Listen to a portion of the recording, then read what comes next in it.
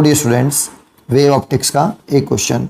In Young double slit experiment 2 slits are illuminated with a light of wavelength 800 nanometer. The line joining A1P perpendicular to A1A2, ये A1A2 के perpendicular है as on the figure below.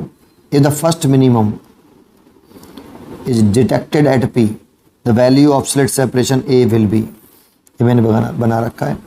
देखो, अगर ये A1 A2 के ये line जो है AP परपेंडिकुलर है तो ये मिड पॉइंट होता है, तो ये जो सेपरेशन है ये A/2 है। तो ये वाली जो सेपरेशन आई यहाँ से यहाँ तक, ये y = A/2।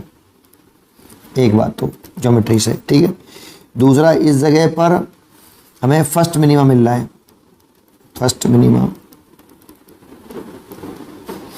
तो फर्स्ट मिनिमा के लिए जो y होता है, इसका फॉर्मूला होता है y = 2n-1 λd/2d। और n की वैल्यू हम पुट करते हैं 1 से शुरुआत करते हैं इसमें। अगर +1 लिखेंगे यहाँ तो 0 से शुरुआत करते हैं, और -1 लिखते हैं तो 1 से। 1 2 3 4 5 एंड सो ऑन n। ये फर्स्ट डार्क के लिए होता है। n=1 पुट करेंगे तो फर्स्ट डार्क फ्रिंज ऑफ 10 होगी। n=2 पुट करेंगे तो सेकंड डार्क। n=3 के लिए थर्ड डार्क, और n=nth डार्क। तो हमें फर्स्ट मिनिमा निकालना है तो n=1। अगर n=1 पुट कर दें तो ये आएगा आपका y = λd/2d। अब d यहाँ पे दे रखा है ये a, तो d = a है तो a लिख देंगे भाई, ठीक। अब ये ज्योमेट्री से दे रखा था यहाँ पे y = a/2, यहाँ पुट कर दो। a/2 = λd/2a। 2 से 2 कैंसिल। फाइंड हमें a ही करना है कि आप क्वेश्चन में क्या पूछ रहा है, स्लिट सेपरेशन a निकालना है। तो a निकालना है तो a² = λd। तो a बराबर आ गया λd। बस सॉल्व कर देना है। लैम्डा दे रखा है हमें कितना, 800 नैनोमीटर। चेंज कर लेंगे उसे, 810⁻⁻9। नैनोमीटर को मीटर में लिखते हैं तो 810⁻⁻9 मीटर। कैपिटल D जो दे रखा है हमें यहाँ पे दे रखा है 5 सेंटीमीटर है। तो 5 सेंटीमीटर है, उसे भी मीटर में चेंज करो, -2। 5 × 10⁻⁻2 मीटर, ठीक। सॉल्व कर लो। इसमें क्या है, 4000 हो गया, ये 4000 और 10⁻⁻11। इसे 400 कर लो और 10 की पावर लिख लो -10। तो ये 20 हो गया और 10 की पावर हो गया ये -5। इतना मीटर आया। अब इसे अगर हम 20 10 की पावर -3 लिखें तो यहाँ 10 की पावर -2 मीटर। इसको जब नीचे लेके आए, 20 × 10 की पावर -3 डिवाइडेड बाई 100। इसका जब इसमें डिवाइड करेंगे तो 0.2 आएगा, और 10 की पावर -3 मीटर। और इसे लिख सकते हैं मिलीमीटर। मिलीमीटर = 10 की पावर -3 मीटर होता है, तो 0.2 मिलीमीटर। ये यहीं लिख देते 0.2 मिलीमीटर, समझाने के लिए कर दिया ऐसा, ठीक है। तो इसका आंसर हो गया C choice is correct. Show of intensities of 2 points P and Q on the screen in a young double slit experiment where the phase difference between two wave same amplitude, ये वाला line important है, are π/3 and π/2 respectively. देखो ये question में क्या कह रहा है कि हमारे पास ये स्क्रीन है मान लो, तो यहाँ से जो एक वेव निकल रही है, मान लो वो इस वाले पॉइंट पे सुपरपोज कर रही है, और एक यहाँ पे कर रही है, ये P पॉइंट है। जानते हो इस फर्स्ट वेव का एम्पलीट्यूड A1 और सेकंड वेव का एम्पलीट्यूड A2 ये इक्वल है, A1 A2 बराबर। तो फर्स्ट वेव की और सेकंड वेव की इंटेंसिटी भी बराबर हो जाएंगी, I1 और I2। दैट इज I1 और I2 भी इक्वल, लेट कर लो I0, ये लेट कर लिया, ठीक। अब एक पॉइंट पर जो फेज डिफरेंस है आपका, ये हमारा π/3 है P पॉइंट पर, और कोई दूसरे पॉइंट पर अगर ये सुपर इम्पोज करती हैं दोनों वेव, जैसे इस वाले पॉइंट पर सुपर इम्पोज कर रही हैं, तो इस Q पॉइंट पर जो फेज डिफरेंस है ये आपका π/2 है। तो इन दोनों वेव के सुपरइम्पोज करने से जो इस जगह पे नेट इंटेंसिटी है उसे हम मान लें, इसे I1 I2 कर दिया, चलो ऐसे लिख लेते हैं I डैश, और इस जगह पे जो नेट इंटेंसिटी है इन दोनों के सुपरपोज करने से वो I डबल डैश। इन दोनों का रेशियो पूछ रहा है हमसे, है ना। तो P पॉइंट पे बात कर लेते हैं।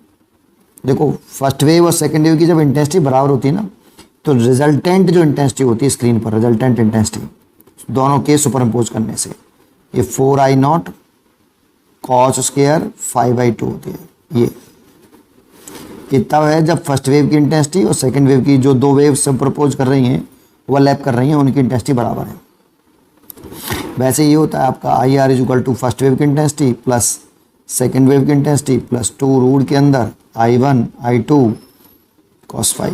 अभी 5 फेज डिफरेंस होता है बिटवीन टू वेव्स, है ना। इसी में जब आप I1 I2 पुट करोगे, सॉल्व करोगे तो ये आ जाएगा। डायरेक्टली याद करो, शॉर्ट हो जाता है थोड़ा सा। तो देखो P पॉइंट की बात करें तो डायरेक्ट ले देता हूँ, ये P पॉइंट का है, इसे IP के लेता हूँ फिर से बढ़िया, इसे IQ। तो ये IP नेट हो गया, ये रिजल्टेंट लिखा है मैंने बेटा, ओवर IQ इक्वल टू, ये वाला फॉर्मूला लगा दो, 4I0 cos स्क्वायर, 5 की वैल्यू π/3 है, और π/3 और डिवाइड बाई 2 तो π/6 हो जाएगा, डिवाइडेड IQ ये वाला फिर दोबारा से लगा दो इसको, 4I0 cos स्क्वायर π/2 था तो 5 की वैल्यू π/2 लिखेंगे, नीचे 2 पहले से है तो π/4 हो जाएगा। तो देखो π/6 मतलब 30 डिग्री, cos 30 डिग्री की वैल्यू था 4I0 cos 30 की वैल्यू होती है √3/2 का whole square divided by 4I0 cos 45 degree हो गया, cos 45 की वैल्यू 1/√2 है ना, तो 1/√2 का होल स्क्वायर। तो ये कितना हो जाएगा, देखो इससे तो ये कैंसिल हो गया, तो ये हो गया 3/4 और ये हो गया 1/2, तो ये हो जाएगा आपका 6/4, दैट मीन्स ये सबसे ऊपर जाएगा, तो ये हो जाएगा 3/2। तो इसका आंसर हो गया 3:2। C choice is correct. Width of fringe is 2 mm. On the screen in a double slit experiment for light wavelength 400 nanometer, the width of the fringe for the light wavelength 600 nanometer will be। ठीक है, तो देखो एक screen ले लो आप, ऐसे slit screen ऐसे, और ये सेपरेशन कैपिटल डी है और ये सेपरेशन स्मॉल डी है, और यहाँ से इस पर जो लाइट डालो वो बाइक्रोमेटिक लाइट डालो। दैट मीन्स एक बार लाइट की वेवलेंथ जो है 400 नैनोमीटर है और एक बार लाइट की वेवलेंथ 600 नैनोमीटर है, बाइक्रोमेटिक लाइट है जिसमें दो वेवलेंथ की लाइट हो। अब क्वेश्चन में कह रहा है कि जब 400 नैनोमीटर की लाइट होती है, λ1 जब 400 नैनोमीटर होता है, नैनोमीटर है, तब विड्थ कितनी है आपकी, विड्थ है β1 2 मिलीमीटर, फ्रिंज विड्थ 2 मिलीमीटर है। जब λ2 600 नैनोमीटर हो जाएगा तो फ्रिंज विड्थ कितने मिलीमीटर का हो जाएगा, ये पूछा है। देखो फ्रिंज विड्थ का बस फॉर्मूला याद होना चाहिए, इसमें क्या है, lambda capital D upon small d.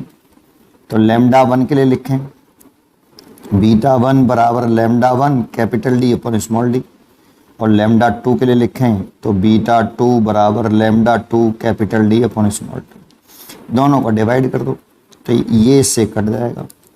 तो β1 दे रखा है 2 मिलीमीटर और β2 पूछा है, λ1 दे रखा है 400 नैनोमीटर और ये λ2 दे रखा है 600 nanometre.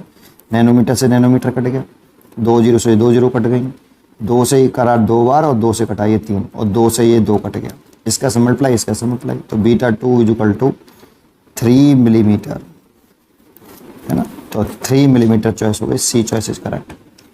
In Young double slit experiment the ratio of amplitude of light coming from the slit is 2:1। The ratio of maximum and minimum intensity in the interference pattern is. देखो यहाँ से जो फर्स्ट वेव निकलती है और यहाँ से जो सेकंड वेव निकलती है, इसका एम्पलीट्यूड A1 है और इसका एम्पलीट्यूड A2 है, और फर्स्ट वेव की इंटेंसिटी अगर हम I1 मान लें और सेकंड वेव की इंटेंसिटी I2 मान लें, अब इन दोनों के वेव के सुपर इम्पोज होने से कुछ पॉइंट पर इंटेंसिटी मैक्सिमम होगी और कुछ पॉइंट पर इंटेंसिटी मिनिमम होगी। तो जब इंटेंसिटी मैक्सिमम होगी और मिनिमम होगी उसका रेशियो पूछा है। अच्छा, गिवन क्या है कि A1 और A2 इन दोनों एम्पलीट्यूड का रेशियो हमें गिवन है 2:1। तो आप यहाँ से लिख सकते हो A1 = 2A2।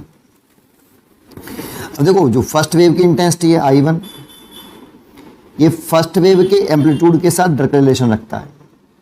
सेकेंड वेव की इंटेंसिटी सेकेंड वेव के एम्पलीट्यूड के साथ डायरेक्ट रिलेशन रखता है। नेट इंटेंसिटी नेट एम्पलीट्यूड के साथ डायरेक्टली रिलेशन रखता है। मैक्सिमम इंटेंसिटी डायरेक्टली प्रोपोर्शनल रखता है मैक्सिमम नेट जो एम्पलीट्यूड है उसकी मैक्सिमम वैल्यू, नेट एम्पलीट्यूड है उसका मैक्सिमम वैल्यू का स्क्वायर।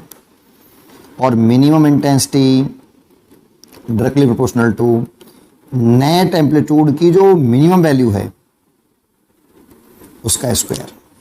तो यही वाला हम यूज करेंगे यहाँ। I मैक्सिमम इक्वल टू, जब लिखें प्रोपोर्शनल टर्म उठाते हैं तो एक कॉन्स्टेंट टर्म आता है K, A मैक्सिमम का स्क्वायर।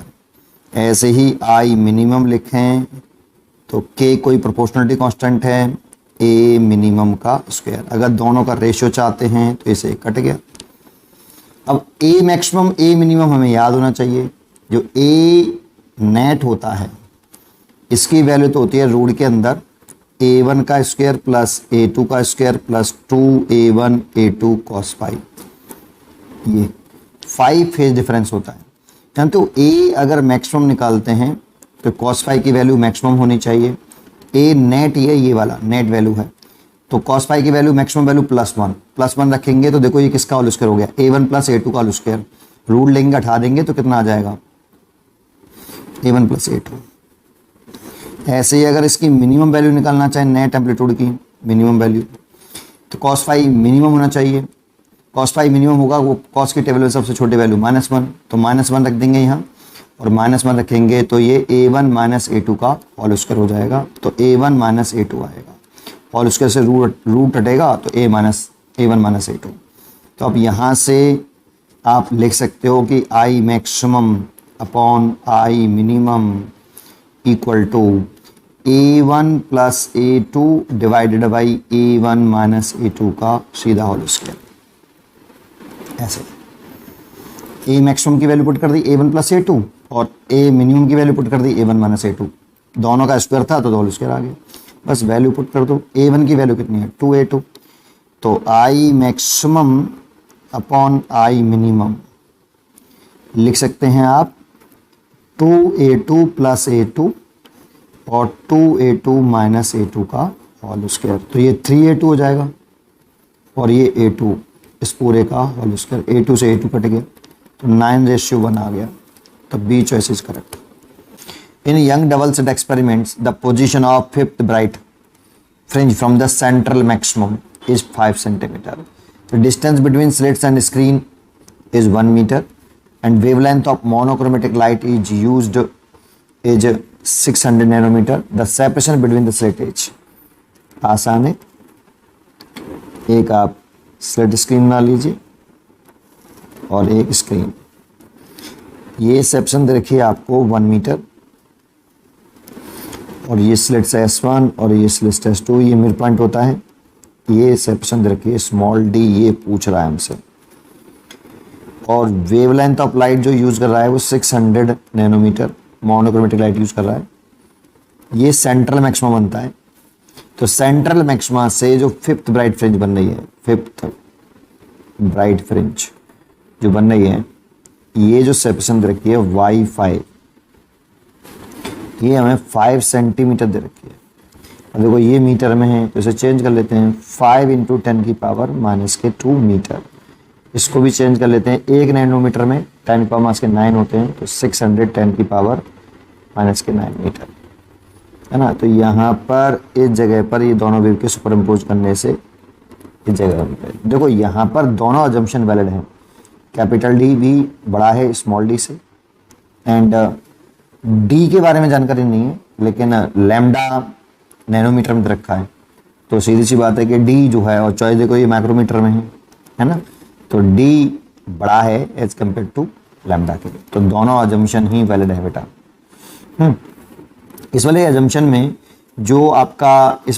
में आपका जो सेंट्रल मैक्सिमा से nth ब्राइट मैक्सिमा बनती है, separation between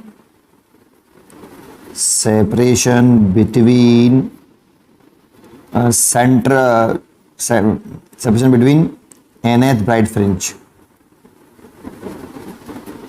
bright fringe and central maxima, central bright fringe कह दो,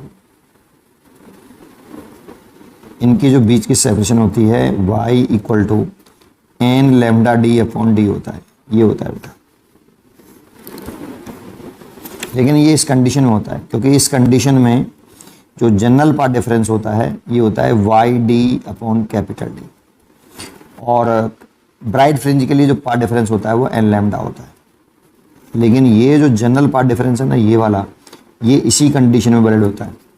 हमें याद होना चाहिए जनरल पार्ट डिफरेंस इन दोनों वेव के बीच में, डेल्टा एक्स बराबर S2P माइनस S1P, अगर इसे P पॉइंट कहें तो ये सॉल्व करने पर y d upon capital D आता है।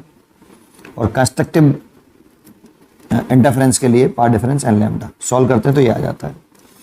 एन की वैल्यू यहाँ पे 0 से शुरू करते हैं, 1 2 3 4 5 एंड सो ऑन एन तक। ये सेंट्रल ब्राइट फ्रिंज के लिए एन बराबर 0, और फर्स्ट ब्राइट फ्रिंज के लिए एन बराबर 1, सेकेंड ब्राइट फ्रिंज के लिए एन बराबर 2, थर्ड के लिए V3, ऐसे ये V5। हमसे फिफ्थ ब्राइट फ्रिंज तक की सेपरेशन पूछ रहा है, तो Y5 is equal to N बराबर 5 पुट कर दें, तो 5 lambda capital D upon small D. बस अब कैलकुलेशन है ना। तो 5 ये हमें दे रखा है 5 इंटू 10 की पावर माइनस के 2, 5 लैम्डा हमें दे रखा है 600 इंटू 10 की पावर माइनस के 9, कैपिटल डी भी दे रखा है, स्मॉल डी पूछ रहा है, इससे ये कैंसिल, डी इधर आ गया, तो ये हो जाएगा 600 10 की पावर माइनस के 7, क्योंकि ये माइनस के 2 जब नीचे ला के ऊपर लाएंगे तो प्लस के 2 हो जाएगा, तो 60 इंटू 10 की पावर माइनस के 6 मीटर, तो इसे ले सकते हैं माइक्रोमीटर, तो 60 माइक्रोमीटर स्मॉल डी। तो A choice is correct. In Young slits experiment the intensity at 2 points for path difference, path difference रखा है लैम्डा बाई 4 और lambda by 3 are I1 I2 respectively. If I0 denote the intensity produced by each one of the individual slits, then ये देखो पहले एक diagram से समझाता हूँ थोड़ा सा। ये स्क्रीन बना लेते हैं। यहाँ से जो एक वेव निकल रही है ना ऐसे, और इस यहाँ से जो एक वेव निकल रही है ऐसे, इस वेव की इंटेंसिटी I0 है और इस वाले की भी I0 है। मान लो ये कोई पॉइंट P है और इस जगह पर पाथ डिफरेंस हमें दे रखा है कितना, लैम्डा बाई 4। तो यहाँ पर हम फेज डिफरेंस निकाल सकते हैं। फेज डिफरेंस φ1 कह देता हूँ equal to 2 pi upon lambda into path difference. तो 2 pi upon lambda into path difference है लैम्डा बाई 4, लैम्डा से लैम्डा कट गया तो ये आया पाई बाई 2। और इसी जगह पर इंटेंसिटी P पॉइंट पे इंटेंसिटी रखी है उसने I1, नेट इंटेंसिटी दोनों के सुपर इम्पोज करने से नेट इंटेंसिटी I1, और पाथ डिफरेंस दे रखा था इन दोनों वेव के बीच में, ये आपका जो पाथ डिफरेंस है वो लैम्डा बाई 4 दे रखा था। अब कोई अंदर पॉइंट है Q, यहाँ पे फिर एक वेव निकली है ऐसे और एक वेव और निकली है ऐसे, इन दोनों वेव के बीच में, इस वाली वेव और इस वाली वेव के बीच में अब पाथ डिफरेंस कितना है, डेल्टा एक्स, वो लैम्डा बाई 3 है। तो फेज डिफरेंस कितना हो जाएगा, φ2 बराबर 2 pi by lambda into lambda by 3, lambda से लैम्डा कट गया तो 2 पाई बाई 3, इतना पाथ डिफरेंस आ गया भाई। ठीक है, तो इस पॉइंट पर फेज डिफरेंस इतना है, और इस जगह पर नेट इंटेंसिटी इन दोनों के सुपर इम्पोज करने से I2 है, और जो इंडिविजुअल वेव है उनकी इंटेंसिटी I0 है, मतलब सेम है। तो आपको पता होना चाहिए कि जब आपका I नेट लिखते हैं तो ये 4I0 cos square phase difference divide by 2 होता है। ये फॉर्मूला तब होता है जो आपकी फर्स्ट वेव और सेकंड वेव हैं उनकी इंटेंसिटियाँ कैसी हों, सेम हो, तभी रहते हैं। अगर इंटेंसिटियाँ अलग अलग हैं तो फिर आई नेट इक्वल टू लिखते थे हम root I1 plus I2 plus 2 root I1 I2 cos 5। But ये I1 I2 ये ध्यान रखना, ये नेट इंटेंसिटी की तरह रखे हैं, सिंबल में मत उलझना, मोस्टली बच्चे सिंबल में उलझ जाते हैं, ठीक है नहीं। तो आप इस पे जाइए, बस वैल्यू पुट करिए। तो इसे I1 कहा है पहले वाले पॉइंट के लिए, लैम्डा बाई 4 पार्ट डिफरेंस जब था तब I1 नेट इंटेंसिटी का आई 4I0 cos square, phase difference आया इसका π/2। देखो जब π/2 लिखेंगे, यहाँ 2 पहले से है तो π/4 हो जाएगा, π/4 मतलब cos 45, और cos 45 की वैल्यू होती है 1/√2, तो 4I0 इंटू 1/√2 का whole square, that means 4I0 और 1/2। क्या ये इक्वेशन 1 हो गई? ठीक। तो इससे 2 से 2 काट दो तो 2I0 हो गया I1। ऐसे ही लैम्डा बाई 3 वाले के लिए कर लेते हैं, इसी में लिखें तो नेट इंटेंसिटी अब दोनों वेव के सुपरइम्पोज करने से आई नेट दे रखा है I2, 4I0 कॉस उसके फाई की वैल्यू दे रखी है 2π/3। जब यहाँ पे 5 पुट करेंगे 2π/3 डिवाइड बाई 2, तो 2 से 2 कट जाएगा वो, तो बचेगा कितना π/3। भाई ये 2π/3 है, इसमें 2 का और डिवाइड कर दो, 2 से 2 कैंसिल हो जाएगा, नहीं आया इतना। और ये हो गया cos 60, और cos 60 की वैल्यू होती है 1/2, 180 360 हो गया 4I0, और cos 60 डिग्री की वैल्यू होती है 1/2, उसका स्क्वायर करेंगे तो 1/4, इससे कट गया तो ये I0 आ गया। ना हमसे पूछा क्या है, I1 plus I2 divided by I0। फिर कह रहा हूँ नेम पर ध्यान देना, सिंबल पर नहीं, है ना, ये ध्यान रखना बेटा।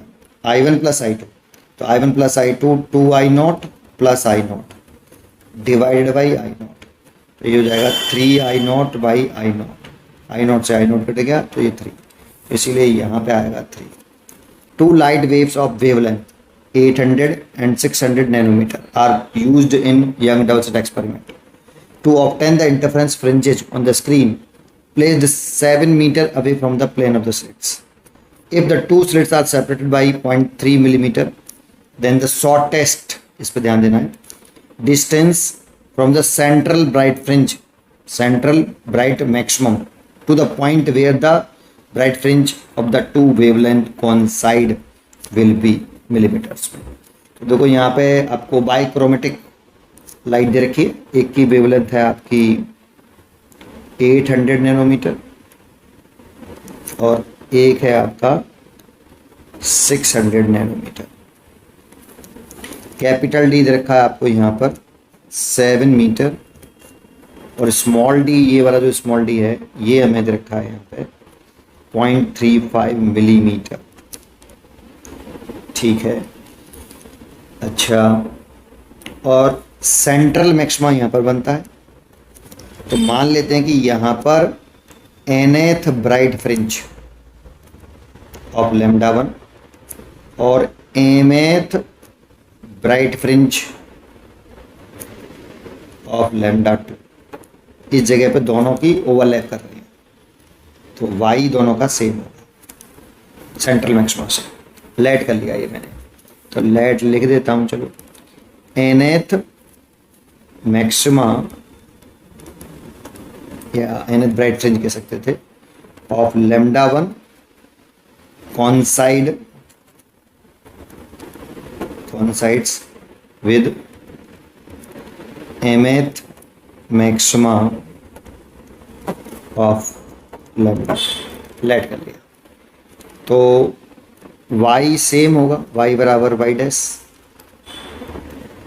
ऐसे y इक्वल टू कितना n lambda 1 capital D upon small d, इसे n बोला है, इसे m बोला है, lambda 2 capital D upon small d। देखो सेंट्रल मैक्सिमा से कोई भी ब्राइट फ्रिंज तक की जो सेपरेशन होती है, ये जो हम मानते हैं वो n lambda capital D upon small d होता है ये, और ये इसमें दोनों कंडीशन वैलिड होती हैं, ये दोनों अजम्पशन लेके चलते हैं, कैपिटल D स्मॉल d से बड़ा तो वो तो दिखाई दे रहा है, और लैम्डा जो है वो छोटा स्मॉल d से, ये भी दिखाई दे रहा है, ये दोनों अजम्पशन इसमें वैलिड होते हैं, ठीक है। ये इससे कैंसिल हो गए, तो यहाँ से आप n अपॉन m निकाल लो, n1 n2 भी लेट कर सकते थे आप, इसे n1 इसे n2, तो n upon m lambda 2 upon lambda 1, lambda 2 लिखें तो 600 नैनोमीटर से नैनोमीटर कट जाएगा, 800 ये कट गया, और ये 2 से 3 बार कट गया, ये 4, n/m आया 3/4। देखो इससे और ज़्यादा ये नहीं कट सकता, है ना, ये लास्ट तक काटना है आपको, इससे ज़्यादा नहीं कटेगा आप। अब इसमें आप ऐसे भी ले सकते हो, इसे 2 का मल्टीप्लाई ऊपर नीचे करके 6 और 8, फिर 3 का मल्टीप्लाई करके लिखो 9 और 12, और फिर और करना चाहो तो 4 का मल्टीप्लाई करके लिखो 12 और 16। इसका क्या मतलब है, n λ1 का था तो λ1 की 3rd ब्राइट फ्रिंज λ2 की 4th ब्राइट फ्रिंज के साथ ओवरलैप करेगी, λ1 की 6th ब्राइट फ्रिंज और λ2 की 8th ब्राइट फ्रिंज भी ओवरलैप करेगी, λ1 की 9 और λ2 की 12 ब्राइट फ्रिंज ओवरलैप करेंगी, एंड सो ऑन। तो यार, तो हमें तो यहाँ शॉर्टेस्ट सेपरेशन पूछना है ना, shortest distance from the central maximum to the point where the bright fringe two wavelength coincide.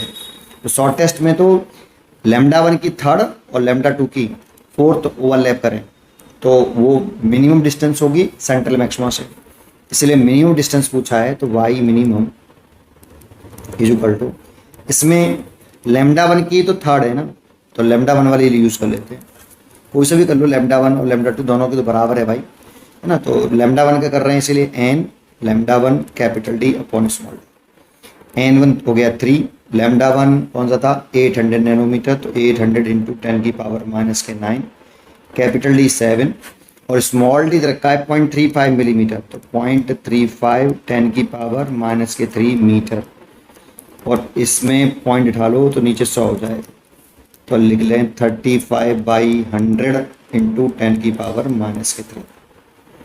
तो 7 से कट गया 5 बार, और 5 से काट दिया 20 बार, 20 ऊपर पहुंच गया, तो 20 और इंटू 3 करेंगे तो 60 हो जाएगा, इंटू 800, और 10 की पावर माइनस के 6 हो जाएगा।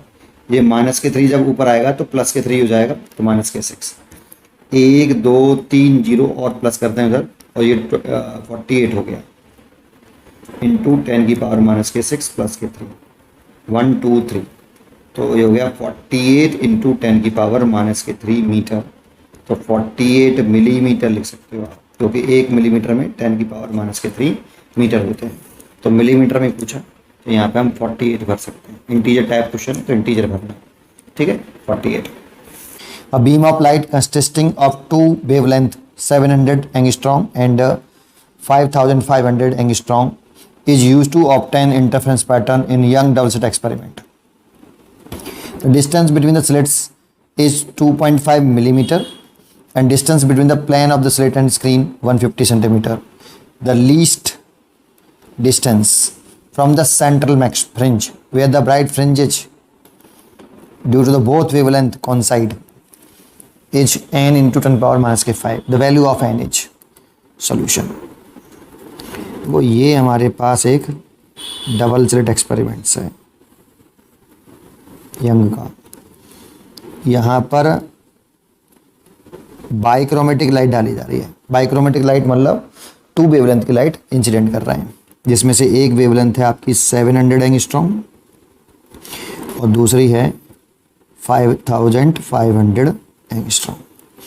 और ये जो प्लेट सेपरेशन है, स्लिट सेपरेशन है डी, ये हमें दे रखी है आपकी 2.5 मिलीमीटर, और ये कैपिटल डी है, ये आपका 150 सेंटीमीटर है ना। तो देखो जो कैपिटल डी है, दोनों अजम्पशन वैलिड है यहाँ पे। कैपिटल डी स्मॉल डी से बड़ा है और स्मॉल डी बड़ा है लैम्डा से, ठीक है। ये दोनों अजम्पशन यहाँ पे वैलिड है। ये सेंट्रल मैक्सिमा बनता है यहाँ पे, सेंट्रल मैक्सिमा। और सेंट्रल मैक्सिमा से मान लो लेट कर लेते हैं कि nth ब्राइट फ्रिंज या nth मैक्सिमा कह सकते थे, nth maxima of lambda 1 coincide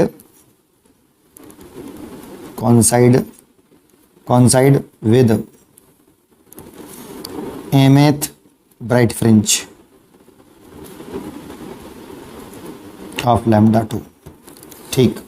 तो वहाँ यहाँ पर nth मैक्सिमा है ये ऑफ लैम्डा 1, और यहाँ पर ये mth मैक्सिमा है ऑफ लैम्डा 2, दोनों इस जगह पर ओवरलैप कर गए। तो यहाँ पर nth ब्राइट फ्रिंज तक की सेपरेशन और mth ब्राइट फ्रिंज तक की सेपरेशन बराबर हो गई। तो बस बराबर कर दो। हमें फॉर्मूला याद होना चाहिए, y इक्वल टू कितना होता है, n lambda d upon small d। ये सेपरेशन होती है सेंट्रल मैक्सिमा से nth ब्राइट फ्रिंज तक की लीनियर सेपरेशन, ये लेकिन वैलिड होती है इस कंडीशन में, है ना, d ग्रेटर देन लैम्डा, जो कि यहाँ पे दिखाई दे रहा है। तो अब nth bright fringe of lambda 1, y और y डैश बराबर कर दिया मैंने। y मैंने माना है n lambda 1 capital d upon small d और m lambda 2 capital d upon small d। ये से तो कैंसिल हो गए, तो यहाँ से n अपॉन m निकालें तो लैम्डा 2 अपॉन लैम्डा 1। लैम्डा 2 कितना है 5500 और ये कितना है 7000। 2 0 से 2 0 कट गया, 5 से ये 11 बार और 5 से ये 14 बार। तो n बाई एम जो आया वो 11 बाई 14 आया। क्या इसको और कट कर सकते हैं? मैक्सिमम जब तक कट कर सकते हैं तब तक कट करना चाहिए इसको, है ना, ये ध्यान रखने वाली बात है। तो इससे और ज़्यादा कट नहीं होगा, कैंसिल नहीं होगा, ठीक है नहीं, कटेगा नहीं। और कट नहीं रहा तो जानते हो इसको ऐसे भी लिख सकते हैं 11 by 14 multiplied by 2 into 2, 11 by 14 multiplied by 3 into 3। इसका मतलब है कि लैम्डा 1 की n1 लैम्डा 1 की थी, लैम्डा 1 की 11th ब्राइट फ्रिंज लैम्डा 2 की 14 ब्राइट फ्रिंज के साथ ओवरलैप कर रही है, कॉन्साइड कर रही है एक। फिर 11 लैम्डा 1 की 11 मल्टीप्लाइड बाई 2 मतलब 22 ब्राइट फ्रिंज और इसकी 28वीं ब्राइट फ्रिंज ओवरलैप कर रही हैं। फिर यहाँ 33, फिर ऐसे इनका मल्टीप्लाई करके जो भी है ब्राइट फ्रिंज ये ओवरलैप कर रही हैं। लेकिन हमसे लीस्ट डिस्टेंस पूछिए तो सबसे कम तो यही होगी 11th और 14 ब्राइट फ्रिंज ओवरलैप करें, सबसे लीस्ट डिस्टेंस पूछ रहा है ना। इसीलिए हम ये लैम्डा 1 की 11th कह दो या लैम्डा 2 की 14 ब्राइट फ्रिंज ओवरलैप कर रही हैं, तो एक डिस्टेंस निकाल लो, दोनों बराबर ही ओवरलैप कर रही हैं। तो मैं लैम्डा 1 वाली निकाल लेता हूँ। तो y is equal to n lambda 1 capital D upon small d। बस वैल्यू पुट करनी है 11 और लैम्डा 1 है 7000 इंटू 10 की पावर माइनस के 10 और कैपिटल D है 150। सेंटीमीटर को मीटर में बदल लो माइनस के 2 और मिलीमीटर को भी मीटर में बदल लो। सेंटीमीटर में 10 के 2 मीटर और मिलीमीटर में 10 पावर माइनस के 3 मीटर। तो 2.5 इंटू 10 की पावर माइनस के 3। इस पॉइंट को उठाएंगे तो एक जीरो हो जाएगा यहाँ। देखो ये 100 हो गया ये वाला, तो 25 से ये 100 काट लिया मैंने 4 बार और 15 का इसमें मल्टीप्लाई कर लिया और इसका इसमें मल्टीप्लाई कर लिया। तो ये हो गया 77 और ये हो गया 60। तो 60 का एक जीरो मैंने इसमें लिख लिया, 10 की पावर 3 जीरो ये हो गई और एक जीरो यहाँ आ गई तो 4 हो गई, ठीक है। तो 10 की पावर माइनस के 10 माइनस के 2 और प्लस के 4 और प्लस के 3। देखो माइनस के 10 माइनस के 2 और जो यहाँ 3 जीरो और एक जीरो 60 वाली 4 हो गई और ये ऊपर पहुँचा दी प्लस के 3 हो गई। इसका से मल्टीप्लाई कर लो तो ये 42 कैरी 4 और 42 43 44 45 46 ये 46 और 10 की पावर 4 और 3 7 7 और 2 9 नहीं 4 और 3 7 ये हो गए और ये 12 हो गए, माइनस के 12 और प्लस के 7 तो माइनस के 5 बचा। तो 462 इंटू 10 की पावर माइनस के 5 और ये वाली वैल्यू उसने दे रखी है यहाँ पे, ये रही n इंटू 10 की पावर माइनस 5। इसकी वैल्यू दे रखी है उसने n इंटू 10 की पावर माइनस के 5। तो इससे कैंसिल हो गया 10 पावर माइनस के 5 से 10 पावर माइनस 5। तो n की वैल्यू कितनी आई 462 आई 462। तो यहाँ पे आप n की वैल्यू पूछ रहा है तो 462 इंटीजर टाइप क्वेश्चन है तो 462 लिख दीजिए। In young double-slit experiment, two slits S1 S2 are d distance apart. The separation from the slit and screen is capital D. Now, if the two transparent slab of equal, इस पर ध्यान दीजिए, equal thickness 0.1 millimeter, but refractive index 1.51 और 1.55 are introduced in the path of beam lambda दे रखा है from S1 and S2 respectively. The central bright fringe spot will shift by number of fringes, central fringe. तो मान लो यहाँ पे पहुँच गया है, दोनों को पहले ऐसे समझ लो, अगर इन दोनों के पाथ में S1 और S2 के पाथ में कुछ नहीं होगा तो सेंट्रल मैक्सिमा इस वाले पॉइंट पर होगा, यहाँ पे सेंट्रल मैक्सिमा होगा, क्योंकि इस वाले पॉइंट को O कह दें तो S1 O का पाथ इस वाली वेव का पाथ बराबर है, और तो इस वाले पॉइंट पे जो पाथ डिफरेंस है डेल्टा एक्स वो 0 है, इन दोनों के बीच में पाथ डिफरेंस 0 है। लेकिन अब इस P पॉइंट पे पहुंच गया सेंट्रल मैक्सिमा शिफ्ट होके, है ना, और ये शिफ्ट हुआ है सेंट्रल मैक्सिमा इतना, क्योंकि पहले सेंट्रल मैक्सिमा यहाँ था, है ना, तो ये सेंट्रल मैक्सिमा यहाँ पे पहुँचा है, तो इस जगह पे सेंट्रल मैक्सिमा पहुँचा है, तो ये तो पक्का है कि यहाँ पे जो डेल्टा एक्स इफेक्टिव होगा, इफेक्टिव पाथ डिफरेंस वो 0 होगा। जैसे यहाँ S1O और S2O बराबर हैं, ऐसे यहाँ पे S1P इफेक्टिव और S2P इफेक्टिव, देखने में ऐसा लग रहा है S1P और S2P, S1P इफेक्टिव कहें और S2P इफेक्टिव बराबर होने चाहिए, तभी तो इस वाले पॉइंट पर पाथ डिफरेंस 0 होगा। S1P इफेक्टिव और S2P इफेक्टिव, देखने में ऐसा लग रहा है कि S1P कम है और S2P बड़ा है, कैसे बराबर हो जाएंगे? अगर बराबर हों, है ना, क्योंकि ये इफेक्टिव है, ये म्यू लगा हुआ है। अभी चलो निकालते हैं इसको। S1P इफेक्टिव कैसे निकालते हैं?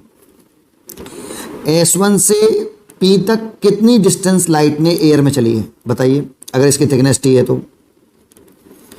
तो एयर में चली है उसने S1P माइनस के T डिस्टेंस उसने एयर में चली, हाँ सर, और कितनी डिस्टेंस उसने मीडियम μ1 में चली है, कितनी डिस्टेंस मीडियम म्यू में चली है? तो T डिस्टेंस चली है लाइट ने मीडियम μ1 में, तो बताओ एयर में कितनी चलेगी? तो एयर में μ1 इंटू T चलेगी, ये फेज डिफरेंस के लिए सेम बात है।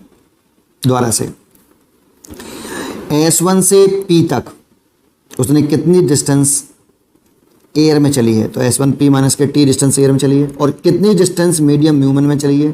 तो μ1 मीडियम में चले लाइट T डिस्टेंस या एयर में चले μ1 into T distance, phase difference के लिए सेम बात है। तो एयर में कितनी चलेगी? μ1 इंटू T, इसे ऑप्टिकल पाथ बोलते हैं। तो ए यहाँ से लेकर अब यहाँ तक एयर में चली है, इक्वल टू, अगर ये समझ में नहीं आया तो लास्ट में एक छोटा सा पॉइंट बोलूँगा, रूल समझ में आएगा, बता के दिखाऊंगा इसको कैसे आता है ये, अगर नहीं आता है तो लास्ट में बताऊंगा। पर S2P इफेक्टिव, अब सोचो यहाँ से यहाँ तक उसने कितनी डिस्टेंस एयर में चली है? ये दोनों बराबर इसलिए कर रहे हैं क्योंकि यहाँ पे पाथ डिफरेंस 0 है भाई, तभी तो सेंट्रल मैक्सिमम बनेगा। तो S2P माइनस के T, क्योंकि इसकी भी थिकनेस T है, एयर में चली, और कितनी डिस्टेंस मीडियम μ2 में चली? तो मीडियम μ2 में चली T डिस्टेंस, या एयर में चली कितना? μT into T distance, phase difference के लिए सेम बात है। तो इतना हो गया, ये भी अब पूरा एयर में आ गया, ये भी एयर में आ गया, कंपैरिजन कर लो। अब यहाँ से लिख सकते हैं S1P प्लस इसमें से कॉमन ले लें तो μ1 minus 1 T equal to S2P plus यहाँ से भी कॉमन ले लें T, तो μ2 माइनस 1, इसको इधर ले आए और इसको इधर ले आए, तो μ1 माइनस के 1 इंटू T माइनस के μ2 minus 1 into T equal to S2P minus S1P। इसमें से अगर हम T कॉमन ले लेंगे तो ये μ1 माइनस μ2 बचेगा equal to S2P minus S1P। अब एयर में है ये, जैसे अगर यहाँ पे ये P पॉइंट ये रहा, ये P पॉइंट है ये रहा, जो इससे सेंट्रल मैक्सिमा से कितनी दूरी पे था? इस वाले सेंट्रल मैक्सिमा से, इस वाले पॉइंट से, है ना, इस वाले पॉइंट से y दूरी पर था। अगर हम कोई क्या नहीं पुट कर रहे, स्लैब नहीं पुट कर रहे, है ना, और सारे अजम्पशन वैलिड हैं, कैपिटल D स्मॉल d से बड़ा है, और स्मॉल d लैम्डा से बड़ा है, और थीटा स्मॉल है, ये अजम्पशन होते हैं। जब ये होता है तो ये अपने आप हो जाता है, ठीक है। तो इस वाली कंडीशन में इस P पॉइंट पर कितना पाथ डिफरेंस है?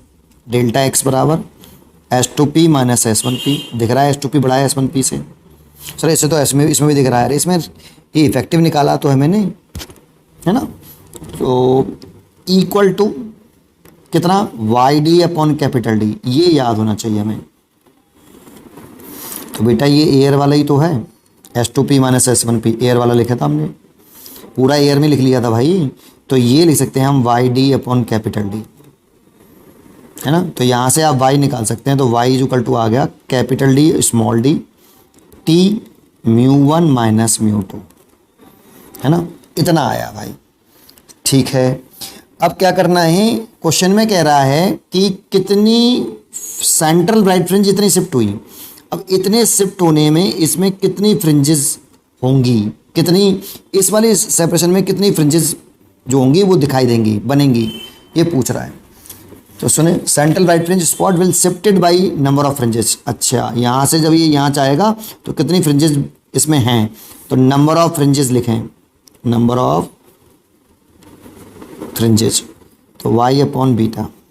ऐसे देखो, बीटा डिस्टेंस में कितनी फ्रिंज बनती हैं, ये फ्रिंज विड्थ होती है, एक बनती है, तो एक डिस्टेंस में कितनी बनेंगी, 1 अपॉन बीटा। तो y डिस्टेंस में कितनी बनेंगी, तो y अपॉन बीटा, ऐसे समझ लो, तो ये आएगा y अपॉन बीटा। तो y हमने निकाल रखा है कितना, capital D upon small d T μ1 minus μ2 बटे बीटा जो फ्रिंज विड्थ होती है, ये इसका फॉर्मूला में याद होना चाहिए, lambda D upon small D होती है। तो lambda capital D upon small D, इससे तो ये कट गया, बस वैल्यू पुट करनी है। टी की वैल्यू बताओ, टी है 0.1 मिलीमीटर, तो 0.1 इंटू 10 की पावर -3। μ1 है 1.51 माइनस μ2 है 1.55। अब इसका मॉडुलस ले लो भाई, ऐसे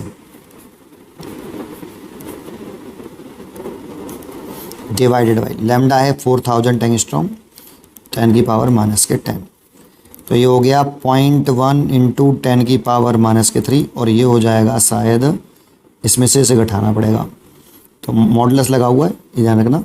तो केवल वैल्यू पुट कर रहे हैं 0.04 डिवाइडेड बाई 4000 और 10 की पावर -10। इसको उठाएंगे तो 2 जीरो, इसको भी उठा लो तो एक और जीरो, ठीक है। तो देखो 4 से कट गया ये 1000 बार, तो 3 और 3 6, तो ये प्लस के 6 हो गया, तो -4 बचा, -4 ऊपर जाएगा तो -3 प्लस के 4 हो जाएगा, तो 10 हो गया। तो इतनी फ्रिंजेस जो है होंगी, तो 10 फ्रिंजेस लिखनी है। अच्छा, अब जिसको ये बात समझ में नहीं आती है, थोड़ा सा उसको भी बता देता हूँ, थोड़ी सी लॉन्ग हो जाएगी वीडियो, पर हो जाने दो, इम्पोर्टेंट बात तो यही है। मान लो कि ये लाइट रे ऐसे, बताओ इस वाले पॉइंट से इस वाले पॉइंट तक लाइट रे ने एयर में कितनी डिस्टेंस ट्रेवल करी है, तो टी डिस्टेंस ट्रेवल करी है, ठीक है।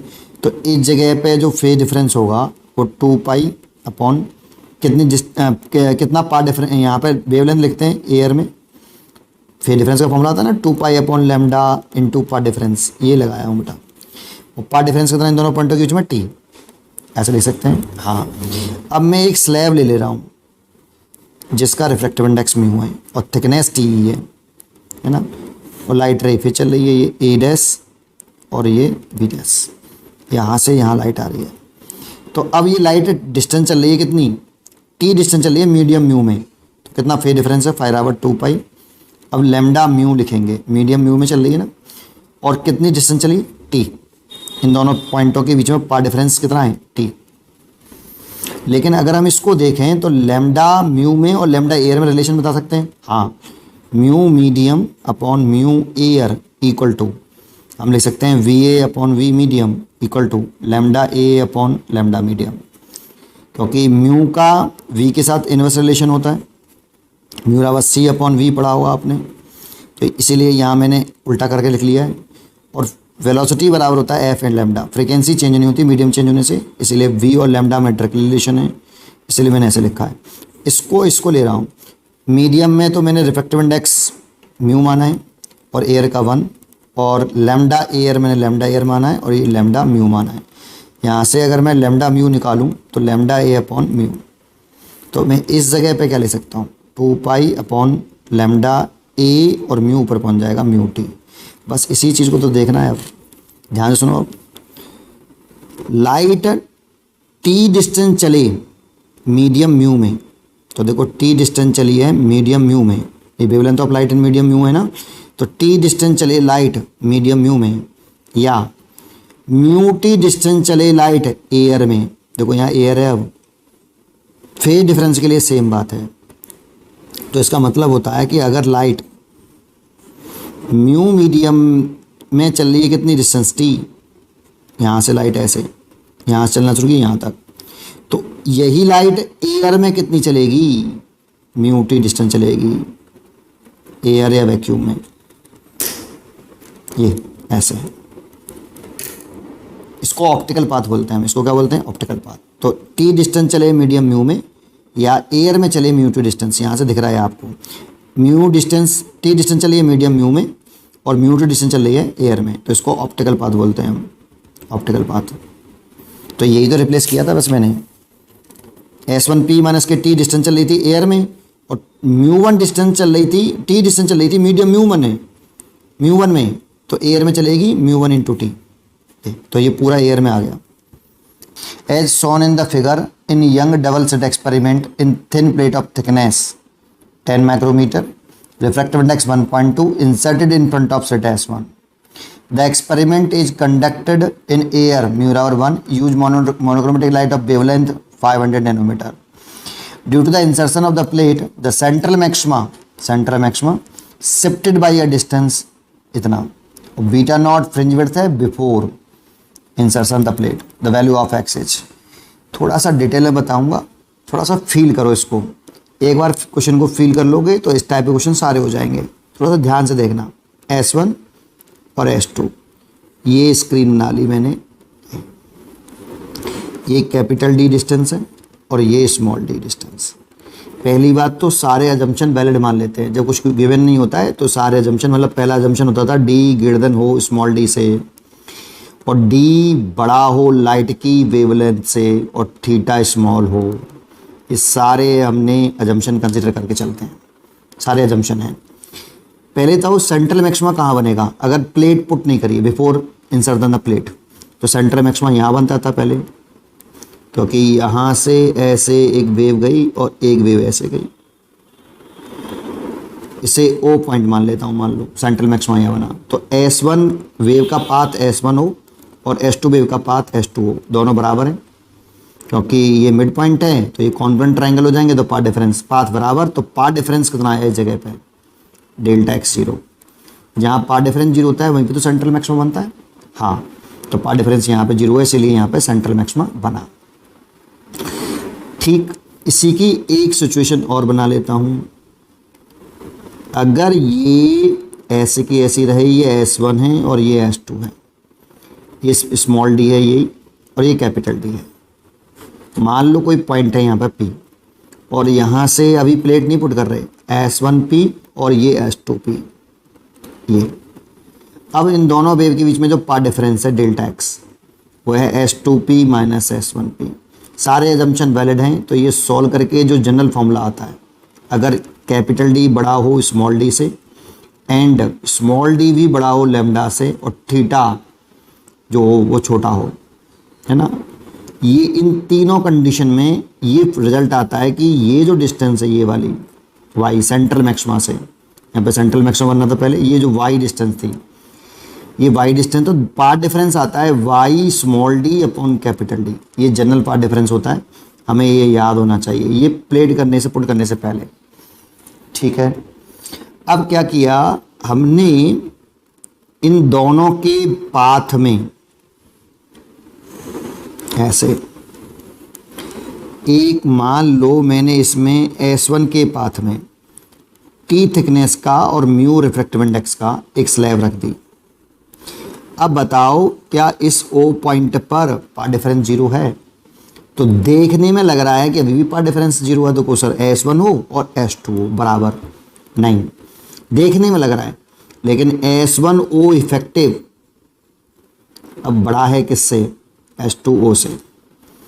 S1O इफेक्टिव है कितना, क्योंकि प्लेट रख दी, तो बताओ यहाँ से लेके O तक उसने कितनी डिस्टेंस एयर में चली है, पहले ये बताओ, जो देखने में लग रही है ना, S1 से O तक, तो S1O माइनस के T डिस्टेंस उसने एयर में चली और कितनी डिस्टेंस मीडियम म्यू में चली, तो मीडियम म्यू में चली टी डिस्टेंस, तो मीडियम म्यू में चले टी डिस्टेंस, या अगर कोई लाइट, सुनना ये लाइन सबसे इंपॉर्टेंट, कोई लाइट मीडियम म्यू में चली टी डिस्टेंस या एयर में चली mu T distance, phase difference के लिए सेम बात है।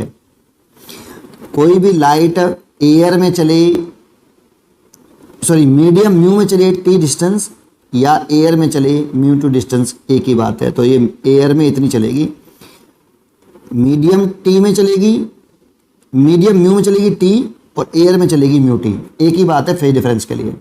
तो ये एयर में चली डिस्टेंस है, तो ये टोटल डिस्टेंस आ गई एयर में जो चली है उसने।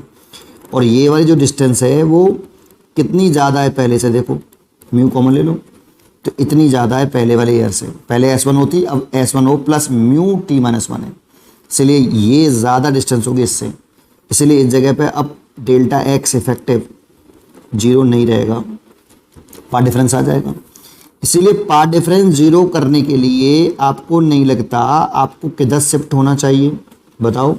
सेंट्रल मैक्सिमा को किधर शिफ्ट करें, सेंट्रल मैक्सिमा किधर शिफ्ट होगा, जहाँ पार्ट डिफरेंस 0 होगा। तो देखो ये वाला पाथ अगर इससे बड़ा है, देखने में बड़ा जैसा लग रहा है लेकिन है बड़ा, तो ये वाला पाथ अगर बड़ा है इससे, तो इसको हमें बड़ा करना पड़ेगा इससे, इसको बड़ा कर देंगे तभी तो बराबर होगा, इसीलिए ऊपर की तरफ शिफ्ट होगा ऐसे। देखो अब H2O में H2P कह देता हूँ, इसे P डैश कह देता हूँ या P कह देता हूँ, ठीक है। ये शिफ्ट कर दिया और यहाँ पे T थिकनेस की लग रही है ना। तो इस वाले कंडीशन में अगर हम चाहते हैं कि इस वाले पॉइंट पर सेंट्रल मैक्सिमा बने, तो सेंट्रल मैक्सिमा इससे y दूरी पे जाके बने, इस वाले पॉइंट से ऊपर शिफ्ट होगा। तो इस जगह पर डेल्टा एक्स इफेक्टिव 0 होना चाहिए, पार्ट डिफरेंस 0 होना चाहिए। और पार्ट डिफरेंस 0 तब होगा जब S1P इफेक्टिव बराबर हो किसके, H2P के। अगर ये दोनों बराबर हो जाएंगे तभी तो पार्ट डिफरेंस 0 होगा, सोचो, है ना। अब देखने में ऐसा लग रहा है H2P बड़ा है S1P छोटा है, कैसे बराबर बड़ा होगा।